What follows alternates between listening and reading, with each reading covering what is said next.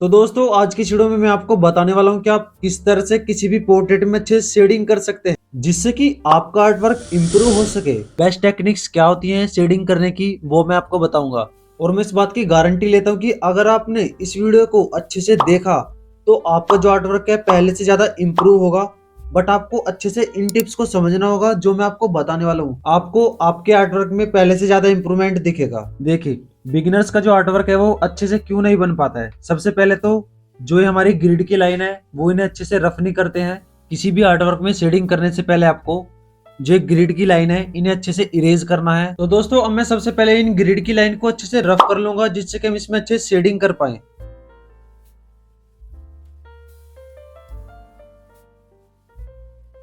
देखिए, आपको कुछ इस तरह से लाइनिंग को रफ कर लेना है। जिस तरह से मैंने लाइनिंग रफ की है ना, सेम आपको इसी तरह से लाइनिंग को रफ कर लेना है। अब मैं आपको बताऊंगा कि आपको किसी भी आर्ट वर्क में किस तरह से शेडिंग करनी है और शेडिंग करने का सही तरीका क्या है आपको बताने वाला हूँ, जिससे कि बिगिनर्स अपने आर्ट वर्क को कुछ इस तरह का बना सके। अपने आर्ट वर्क को इम्प्रूव करने के लिए आपको इस वीडियो को अच्छे से देखना होगा, ध्यान से देखना होगा। कुछ ऐसे पॉइंट्स बताऊंगा जिसकी हेल्प से बिगिनर्स अपने आर्ट वर्क को इम्प्रूव कर पाएंगे। सबसे पहले आपको अपने आर्ट वर्क में शेडिंग करने के लिए HB पेंसिल का यूज करना है। और HB पेंसिल का यूज क्यों करना है आपको आगे पता चल जाएगा। और आपको किस तरह से शेडिंग करनी है अब आपको बताने वाला हूँ। सबसे पहले आपको अपने रेफरेंस को कुछ इस तरह से जूम कर लेना है। कुछ ऐसे पॉइंट बताऊंगा जिसकी हेल्प से बिगिनर्स का आर्ट वर्क इम्प्रूव होगा। और अब आपको शेडिंग करने के लिए पेंसिल को कुछ इतनी दूर से पकड़ना है जिससे कि लाइट लाइट शेडिंग हो सके। अपने रेफरेंस में देखना कि कहाँ पर लाइट शेडिंग है और कहाँ पर डार्क शेडिंग है।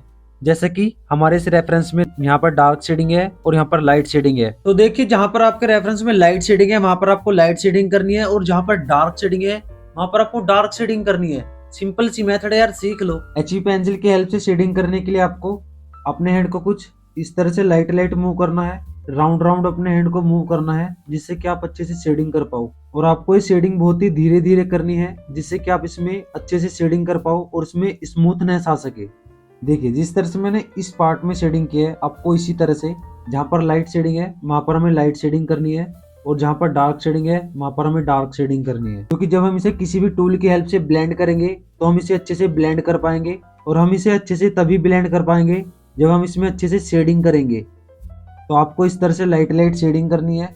अब मैं इसी तरह से इनके इस पार्ट में शेडिंग कर लूंगा।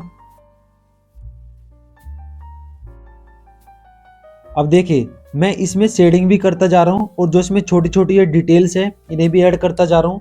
जैसे कि हमारे रेफरेंस में ये छोटी छोटी लाइनिंग है और छोटी छोटी डिटेल्स हैं, मैं इन्हें भी ऐड कर रहा हूँ। जब आप इन छोटी छोटी चीजों को अपने आर्टवर्क में ऐड करते हो तो आपका आर्टवर्क रियलिस्टिक लगता है। जैसे कि ये छोटी छोटी डिटेल्स हैं, जब आप इन्हें ऐड करोगे तो आपका जो आर्टवर्क है वो रियलिस्टिक बनता है।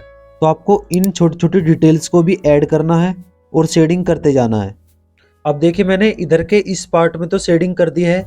अब इसी तरह से जैसे कि इनका ये डार्क वाला पार्ट है तो हमें इसमें अच्छे से कुछ दिख नहीं रहा है तो हम इसमें शेडिंग करेंगे। और बिगिनर्स इसमें किस तरह से शेडिंग कर सकते हैं वो अब मैं आपको बताऊंगा। क्योंकि अगर आप इसमें अच्छे से शेडिंग नहीं कर पाए तो आपका जो आर्ट वर्क है वो अच्छे से नहीं बनेगा। जो कि बिगिनर्स यही गलती करते हैं, वो अच्छे से नहीं बना पाते हैं। क्योंकि काफी सारे आर्ट वर्क में इस तरह का डार्क पार्ट होता है और बिगिनर्स एकदम से डार्क कर देते हैं। बट इस तरह से डार्क नहीं होता है। उस डार्क में भी शेड्स होती हैं, हाईलाइट्स होती हैं, बहुत सारी शेड्स होती हैं जिनको हमें ऐड करना होता है जिसकी वजह से हमारा आर्टवर्क रियलिस्टिक लगेगा। तो आपको क्या करना है, जहाँ पर लाइट शेडिंग है वहां पर आपको लाइट शेडिंग करनी है और जहाँ पर डार्क शेडिंग है वहां पर आपको डार्क शेडिंग करनी है। बट आपको अपने रेफरेंस को ऑब्जर्व करते रहना है और शेडिंग करते जाना है। अब देखिए, जैसे कि यहाँ पर डार्क शेडिंग है तो मैं यहाँ पर डार्क शेडिंग करूंगा। बट दोस्तों इस डार्क में भी मैं बहुत ही लाइट लाइट शेडिंग करूंगा जिससे कि इसमें सॉफ्टनेस आ सके। देखिए, मैं कितना लाइट लाइट शेडिंग कर रहा हूँ और मैं ये शेडिंग HB पेंसिल की हेल्प से कर रहा हूँ। और आपको भी इस तरह के पार्ट में सबसे पहले HB पेंसिल से शेडिंग करनी है जिससे कि आपकी जो शेडिंग है उसमें अच्छे से स्मूथनेस आ सके और आपका जो आर्ट वर्क है वो रियलिस्टिक लगे। और अगर आपको नहीं पता कि शेडिंग टिप्स क्या होती है तो आप इस वीडियो को देख सकते हो। इसका लिंक मैंने नीचे डिस्क्रिप्शन में दिया है, आप वहां से जाकर देख लेना। तो मैं जहां पर लाइट शेडिंग है वहां पर मैं लाइट शेडिंग करूंगा और जहां पर डार्क शेडिंग है वहां पर मैं डार्क शेडिंग करूंगा HB पेंसिल की हेल्प से। अब देखिए, मैंने इनके इस पार्ट में भी शेडिंग कर दी है। अब इसी तरह से आपको अपने आर्टवर्क के फेस में शेडिंग कर लेनी है अपने रेफरेंस के अकॉर्डिंग।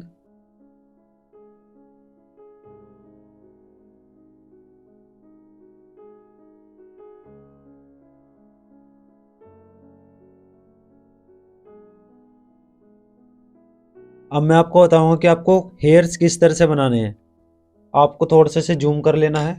देन इसके बाद अपने रेफरेंस को देखकर जिस भी डायरेक्शन में हेयर्स का फ्लो है, जैसे कि हेयर्स का फ्लो ऊपर से नीचे की तरफ का कुछ इस तरह से है, तो हमने इस तरह से बनाएंगे। जब आप इस तरह से हेयर्स को बनाओगे तो हेयर्स काफ़ी ज़्यादा रियलिस्टिक लगेंगे। तो आपको इस तरह से हेयर्स बनाने हैं।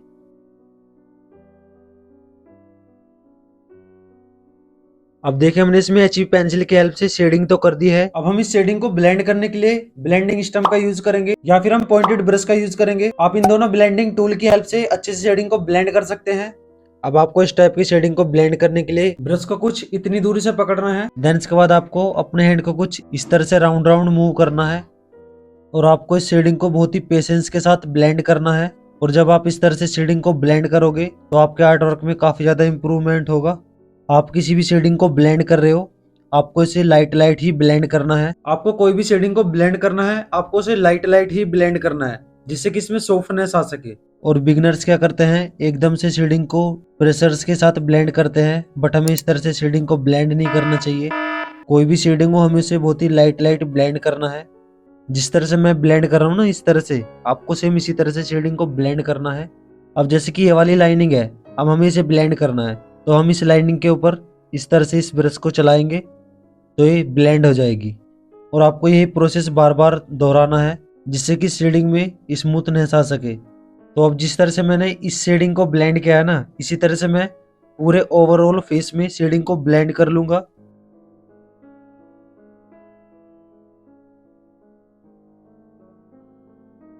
अब देखिए हमने इस शेडिंग को ब्लेंड कर लिया है। अब हम इसमें हाइलाइट्स लगाने के लिए इस नीडेड इरेजर का यूज करेंगे या फिर आप इस इरेजर का भी यूज कर सकते हैं। अब हम इसमें हाइलाइट्स लगाने के लिए सबसे पहले नीडेड इरेजर का यूज करेंगे। अब आपको इस इरेजर को कुछ इस तरह से पॉइंटेड बना लेना है। और जैसे कि इनकी आंख में यहाँ पर हाइलाइट्स है, तो मैं यहाँ पर इस तरह से टैप टैप करूँगा कुछ इस तरह से। जब आप इस तरह से टैप टैप करोगे तो आपके आर्टवर्क में हाइलाइट्स हो जाएगी। और आपको हाइलाइट्स बहुत ही पेशेंस के साथ करनी है।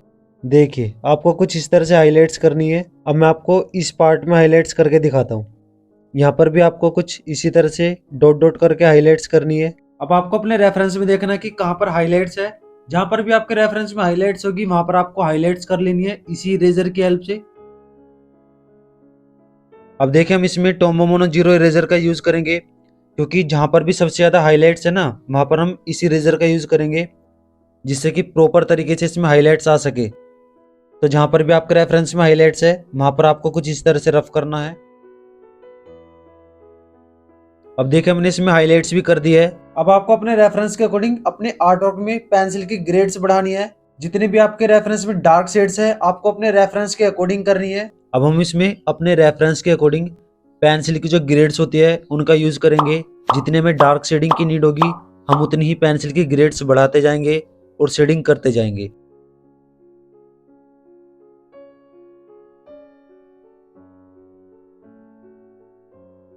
इस वीडियो में इतना ही दोस्तों, और अगर आपने इससे पहले की वीडियो नहीं देखी तो उसे भी देख लेना।